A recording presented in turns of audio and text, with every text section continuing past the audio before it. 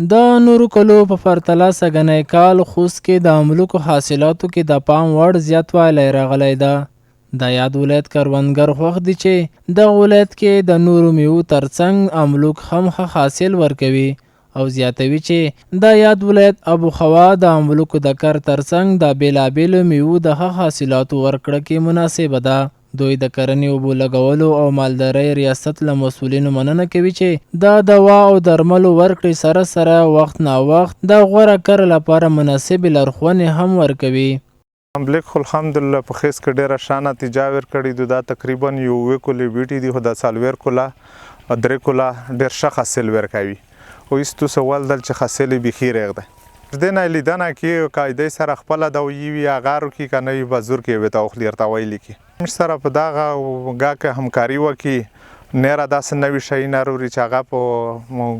خیس ولایت کې وزمېیلی شي او ډېر شیونه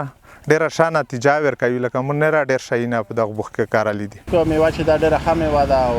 ښه نتیجه یې په خوست کې ورکړې ده او زیاتره خلک چې پیژني ډېرې خوښوي. د عامو خلکو دپاره د باید باغونه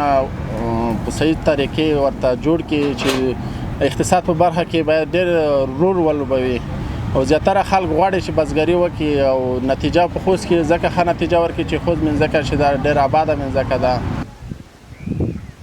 د کرنې ریاست مسؤلین د حاصل زیاتوالي علتونه د طبیعي پیښو نشتون، پر وخت دوا او درملو ورته رسیدنه او بزګرانو ته د غوره بڼوالۍ په هکله د عامه پوهاوي ورکړه یادوي. ساک په خوست مرکز ولسوالۍ کې تقریبا په 9 هکتار ځمکه باندې د املوک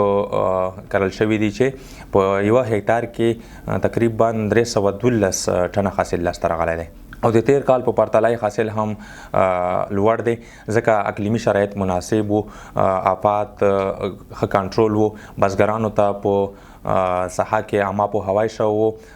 دوی سره چې کومې د املوکو ستونزې وې هغه حل شوي وې، دوی هم په وخت رسیدګي کړې وه. همدا علتونه وو چې سږ کال د تیر کال په پرتله یې املوک حاصلات بیخي ښه شوی وو.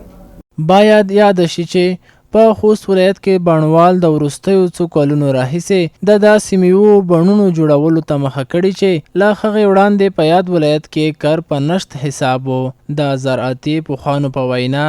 د یاد ولایت ابوهوا د بېلابېلو سبزیجاتو او میوو ښه حاصل ورکړه کې مناسبه ده.